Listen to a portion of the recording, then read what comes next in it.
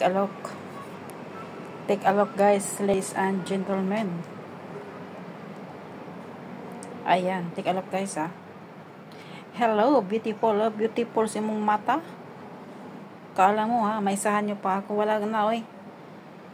Yan. Take a look, guys. Pero hina ng internet natin ngayon. Ayan. Hina ang internet. So itong account na ito ay naka-private. Ang kapal ng mukha. I'm not interested. I'm not interested. I don't care.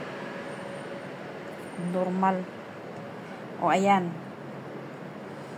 Ito, Prince pa sa Hamdan. Dubai pa sa Dubai. $2.5 million. And dyan. Guys, huwag kayong maniwala dito. Kung maniwala kayo, ay ewan ko lang sa inyo.